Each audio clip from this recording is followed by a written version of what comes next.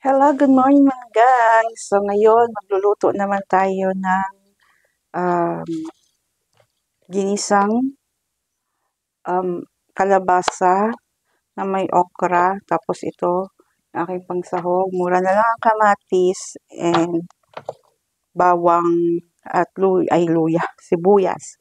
Tapos, syempre, pag may ginisang gulay, may partner na. Yan, piprito ko to, liempo. So, dahil malalaki, hahatiin ko yan sa gitna. So, start na tayong magluto. Gayatin ko muna yung mga gulay, syempre. So, balat lang balatan muna natin. Tanggalan natin ng buto, of course. Tapos, yan. Sa pagbalat ng kalabasa, huwag nating balatan lahat. Magtira tayo yan. Katulad yan. Ganyan ako magbalat ng kalabasa. Hindi ko binabalatan lahat. Ang tinatanggal ko yung mga magugulang, yung matitigas na part. Yan. Ganyan lang.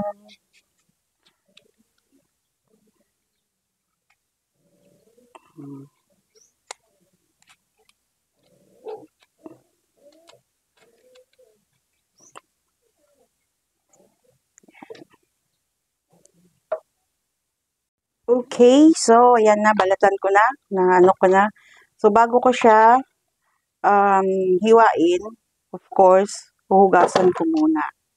Sasabay ko na rin paghugas itong ating okra. Okay. Ayan. So ayan, hugasan ko na. Ang okra dapat talaga, hugasan siya before mo hiwain kasi kung hugasan mo siya after mahiwa, naku day, medyo maglaway talaga ng inyong mga okra diha. Munanggat, kung ano ba, para hindi masyadong maglaway, yun. So, hiwain ko na yung kalabasa. Katamtaman lang, huwag masyadong makapal, huwag rin masyadong manipis. Ganyan lang.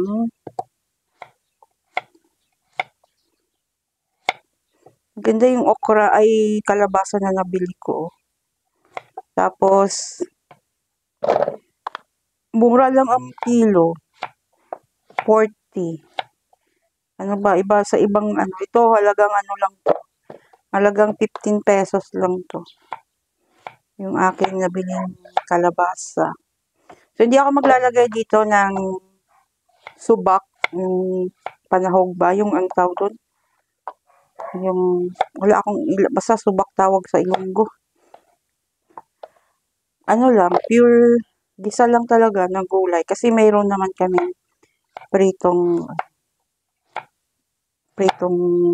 pork.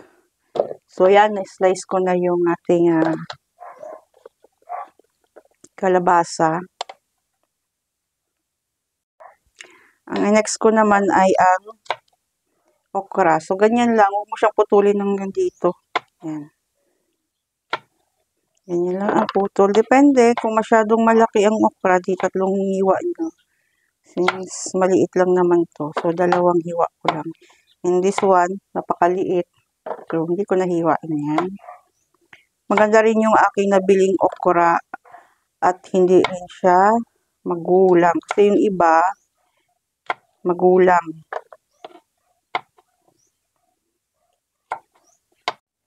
So, yung iba, tulad niyan. Ito, obvious naman to na linghod pa ba? Ang sama ni sa Tagalog. Basta, pag ginanon mo yan, napuputol agad. Sa palengke kasi, ganun ang ginagawa ng iba. So, kawawa naman yung mga okra na ginanon nila tapos hindi nila kukunin. So, ang ginagawa ko dyan is, ginaganito ko. Pag medyo malambot, malutong, yung mga buto sa buto, yan, pagka medyo magkarak siya, ay hindi naman siya magkarak, medyo malutong, kinukuha ko na yun. Ibig sabihin, linghod pa. Yan, di ba? Okay lang yan putulin ko kasi dito naman sa bahay, di ba? Ayan, ginaganon ko yan. Pagka medyo, ano yan. Kasi pag ginanon mo yan, oh, di ba? Pero kasi sa palengke, huwag niyong ganyanin kasi kawawa naman yung kasi hindi nyo rin naman kukunin. So, maganda yung nabili kong okra, no? Kasi hindi siya, ano, oh, ito, hindi ko alam. Medyo magulang na to. Pero, ayan, naputol naman. So, ayan. Tingnan natin. Ba, okay pa siya. Malutong pa, ha? Yan. Yan. Tsaka nakikita naman sa itsura na kung ang okra ay magulang na. Tsaka yung lingkod pa. Dahil malaki yan, nakikin yan sa 3. So, yan. Tapos na. And clean as you go tayo mga lima, ha? Kailangan malinis lagi. And, syempre, parang chef lang yan. Punas. Kailangan yung pamunas natin is malinis. And of course, ito. So, ito na yung ating okra. Ito na rin yung ating kalabasa. Oh, diba? So, hindi ko yung pagsasamahin kasi hindi ko naman yung pagsasabayin pagluluto. So, dito na tayo sa ating mga kamatis, bawang at sibuyas. So, gagayatin ko na. Muna yung ating bawang. Yan.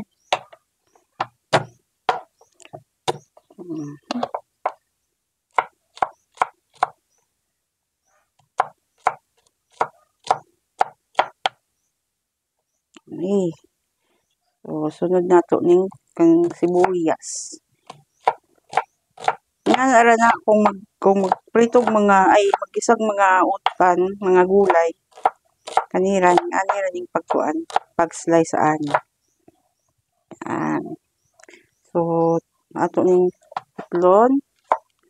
Yan. Tsada, guning ituras ng kamatis ron, oy.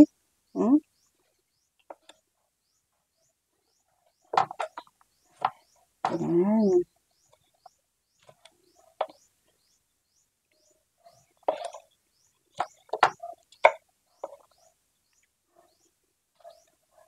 Isa man yung gulay nga kinamatisan. So, yan na, yung ating pang gulay. So, magmamarinate naman ako ngayon ng ating, habang ginigisa ko yung gulay, imamarinate na natin itong ating pork chop. Ang ako aragoy pang marinate dito, pang palasa is kaning yung ginisa mix. Kuan ko. Yan. Balitaron sa nato para malagyan lahat.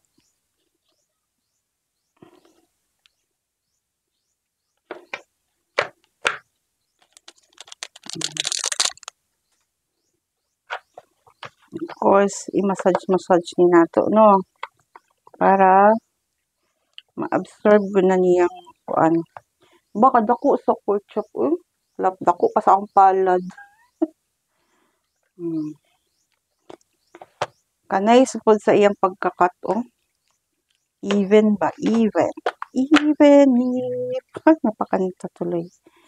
Yan. Massage ra ba? Kana ra. Yung kanipong usa. Massage. So, habang hulat mi o kuan, tren, habang naantay natin tong yan. So, nakamarinate na siya, no? So, hintayin na ako. Ilbutang sa nako ni siya sa rep.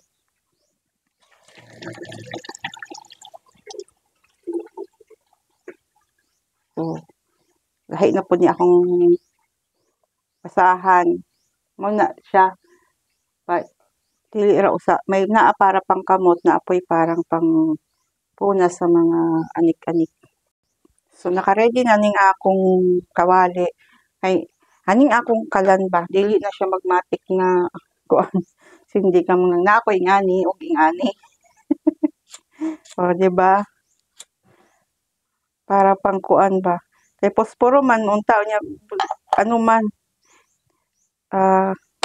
naubusan ng posporo sa tindahan, amo na rin akong palit. Naman ko ngani unta unya kay hurot naman ng iyang gas. So gapainit ko og mantika kay magisa ta. So unahon ako ning syempre kay may daghang galalis ug unsay unahon sibuyas, bawang.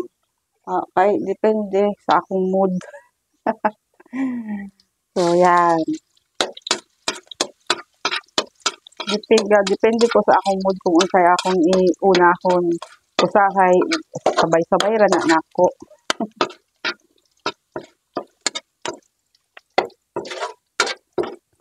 So ayan. Sunod ayun wag na masyadong pag-brownin ang kuan, ang bawang ba. Nga na medyo yan.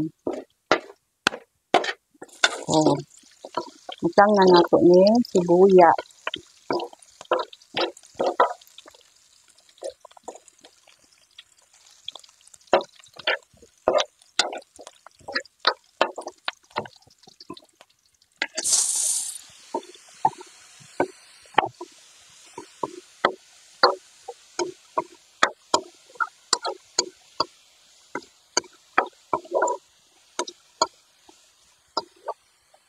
May ngani, di na ako masyado ginaluto. Maliban na lang pag munggo, lusong-luto ang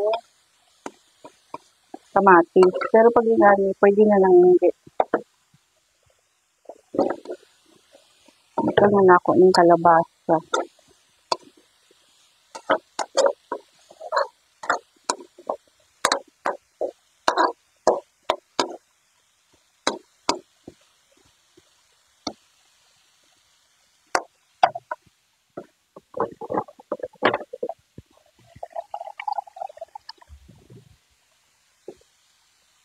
Nilagyan nato sabaw.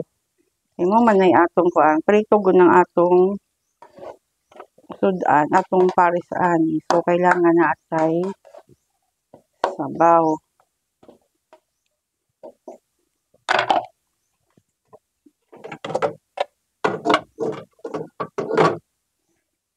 Then hulaton ra na natong mo kulo. So, ayan, kumukulo na at tingnan natin kung medyo malambot na yung ating kalabasa. Yan, medyo malambot na. Huwag naman kasi masyadong lambot na lambot. Lagay na natin tong okra. Ay, may isa akong hindi na. So,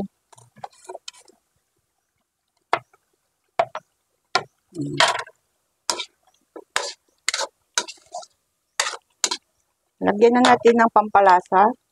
So, ito yung aking pampalasa. Yan. Hanggang ganyan, sakto na na. Nakalimutan ko na naman ang paminta.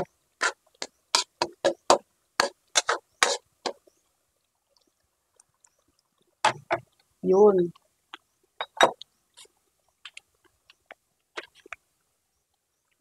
Lagyan ko lang nito konti para magkaroon ng konting kulay.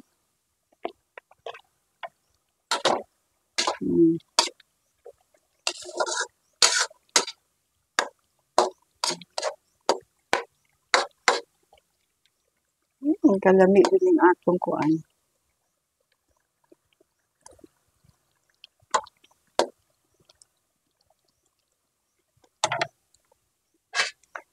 So, okay na ng iyang lasa, paulaton na lamang nato ning mahumok ning maluto ning okra. Yan, luto na. So, maglalagay ako ngayon. Pinutol ko lang yung sili kasi masyadong ang pabango lang naman na. Pag maganyang malalaki na hindi na masyadong maanghang. Diba? Parang okra lang. So, bahala na mamaya. Pag ang kumagat niya nakala okra. Wow! Charis. So, Yan, luto na yung ating gulay. Sasalin na natin to. Yan. Isasali na kasi dito rin ako magluluto ng ating pork chop. Diba? Siguro naman, hindi naman pagkamalan niya na yan lang. Yan yung aming lunch for today's video. Dahil medyo ano naman to, magwa ako dito. Bibigyan ko yung aking kapitbahay na senior, si Mang Ben. So, tamang-tama to sa kanya. Sana magustuhan niya. Diba? Siya lang naman mag-isa, kaya okay na sa kanya to. Yan. Lagyan natin ng isa pang okra. So, ayan na yung ating, yung ating pork chop. Nilagyan ko siya ng harina para hindi masyadong madikit sa ating, hindi siya masyadong matilamsik.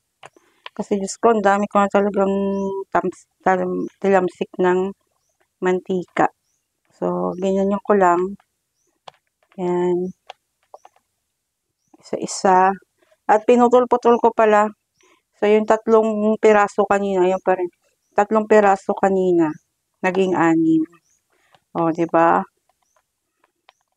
So, abot pa to ng aming dinner mamaya.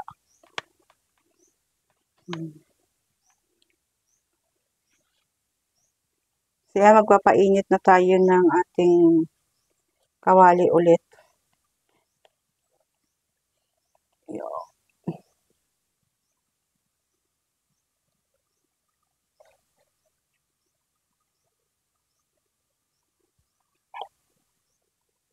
So, yan. Nainit na yung ating mantika. Ilalagay ko na yung pork chop. Diba? Hindi siya matilamsik.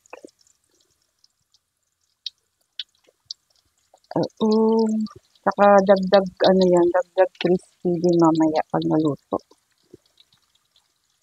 Yung ginamit kong mantika dyan is yung ginamit ko kahapon sa aking turon at toge na paninda. Kasi paghapon guys, nagtitinda ako ng turon, mga merienda dito. Turon, toge, makaryoka. So, pero syempre of course, di ko na rin gagamitin to. For disposal yan.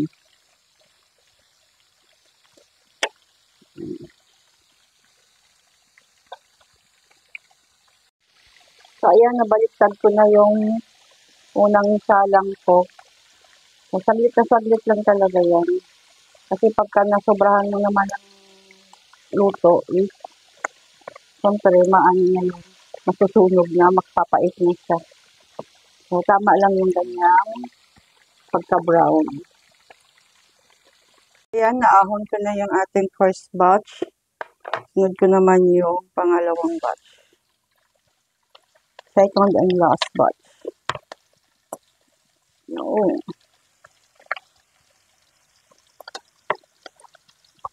Yung ako talaga nagpiprito, mapaisda man, mapapork. Talagang nilalagyan ko ng flour or cornstarch. Lalo na kapag ang iperperito nyo ay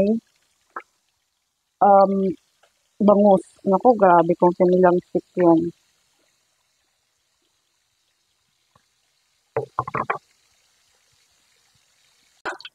Okay na to.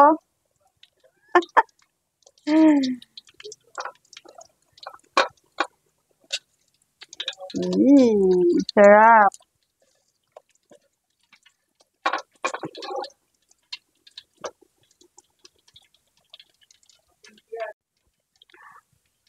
Okay na to.